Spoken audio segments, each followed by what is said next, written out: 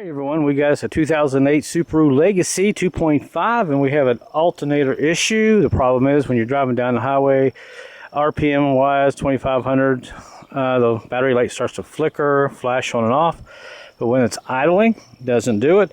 And when you're driving about 70, it just goes crazy, flickers like crazy. And we've already checked the battery and it's okay, so I know we don't have a problem there. So more than likely it's one of these guys here.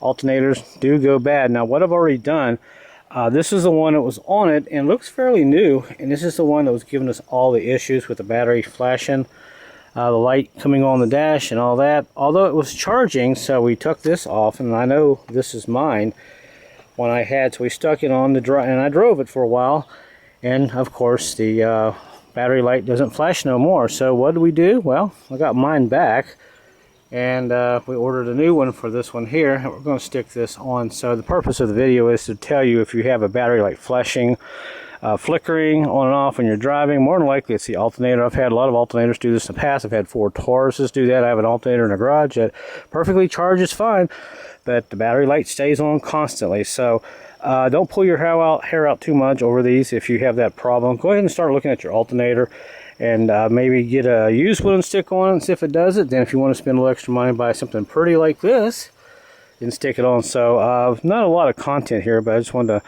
kind of get this on here and show you. And also this will be something I can go back later in my own videos and remind myself what I did to certain vehicles. So we're going to go ahead and put this on. I'll put these other ones off the side. This is pretty easy to do. I've already got all the brackets off and everything. Not much to this. Everything that I used basically is pretty much a 12 millimeter socket. So you got your adjuster here, and check your belt, make sure it's in good shape before you put the alternator on. Good time to buy a belt for that if you need one. And also you got some dust covers there for the belts and some other bolts. Other than that, we're going to go ahead and stick this one on here and get this show on the road. I believe this thing cost $89. I'll have to go back and ask them, but nevertheless, there it is. Everything bolts up just like it should. We got one big bolt here, and we got the adjuster here, and we got a plug and a wire, and that's basically about it. And how big is this? Well, I don't see any amperage reading, so I don't know. If I were to guess, maybe 60 amps. I don't know. But alright, so we'll go ahead and slide this on here. This will go down like this. Now you do have a oil pressure sensor switch right down here. Don't accidentally drop this down here and hit this and bust this off, because if you do, you're going to be a little upset. These things are about $40 each, so make sure you put this in with both hands. You kind of slide it down like that, and it actually fits pretty good. I'm surprised. Sometimes on these alternators you have to adjust these guys here, these little adjuster, I call them washers. You might have to tap them in or out. If this doesn't want to go down, then you have to tap that way on it to make it wider, so it'll go over this here. So get this on here, slide that in there. Once you get the big bolt in here, then you're pretty much set up like that.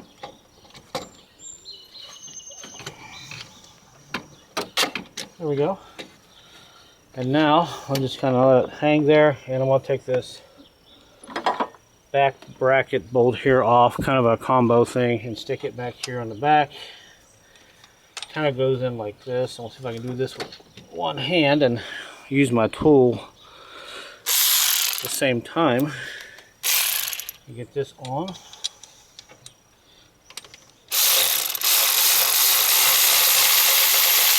Alright, there we go. We just need to kind of get it just tight enough to not squirm around too much. And now we'll go ahead and bring this up a little bit.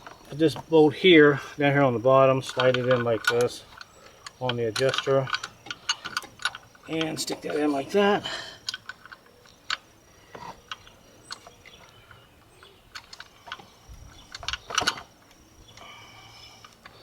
I think we've got it started. I'm right-handed, so I need to go on this side. Verify. There you go. Alright, so nope, don't have it yet, so we'll just do this in real time and show you. Sometimes it takes a couple tries to get everything just right. So there we go. If we got that time. Yep. A lot of times they will chase these threads on these alternators and stuff, and they should go in pretty easy, the bolts.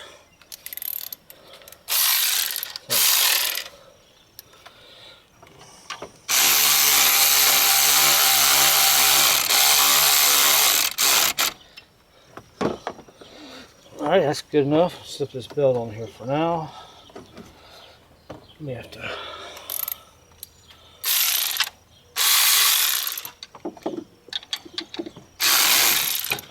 There we go.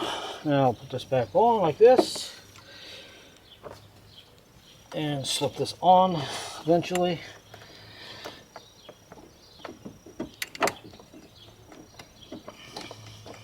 And there we go. It's on. Simple as that. If you can do stuff like this will save you a couple $100.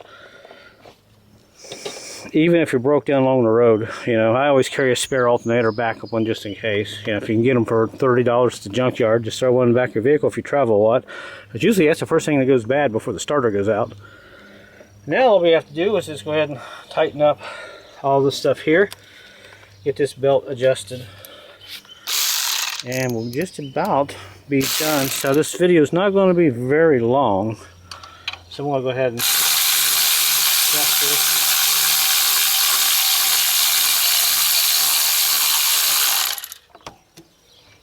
There's a certain tone I like.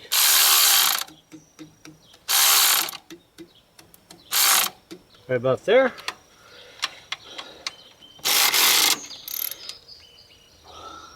Alright, there's that. I like how it looks, feels. I'll go ahead and adjust this down, tighten this down.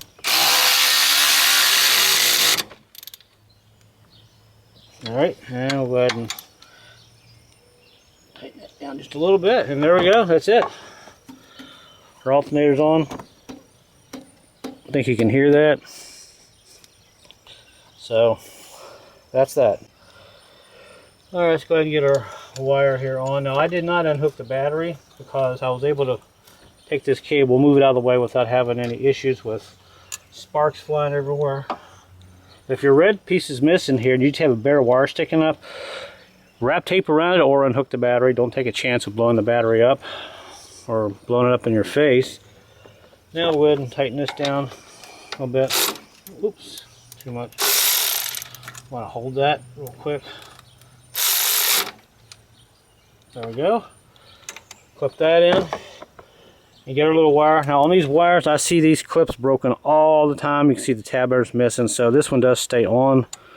So we'll just push it down on there.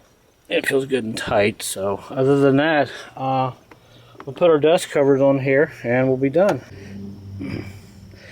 Alright, so now on this big dust cover here, what you can do is go ahead, I know I've already tightened this bolt up, but back it out a little bit. Now I'll go ahead and take this and kind of do it like this. Get in behind the washers here. You probably can't see that, but let me just back this off a little bit. And if you can't get that bolt back out, just take a little pry bar and push back on it like that. And now we can take this bracket and put it like that. And that way we can go ahead and get our nut right here in. I think you can see that's off the side there. You can kind of see that there. I'll just finger tighten that for now, and we got one more little bracket over here that we need to get it off. We put it on and it goes right here. It's kind of nice when you have all your brackets, huh? Every car I've ever owned, half the stuff's missing on it. This one has everything on it. It's kind of nice. Alright, so we'll go ahead and put this in here. And tighten everything down. Alright, let me go ahead and tighten this down here. That way, when I put this bracket back on here, it's nice and flush and it goes right below that bolt. And that's that. So we're going to put that nut in, we're done. And now we can go ahead and finish tightening up everything.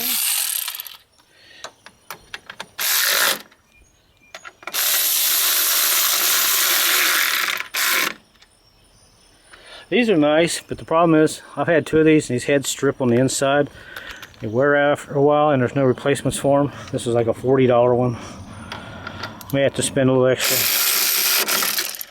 to get a nice one later, but for now our alternator's on and we're in good shape and we're ready to take it for a drive and make sure everything is okay. So hey, let me know where you're watching from right now.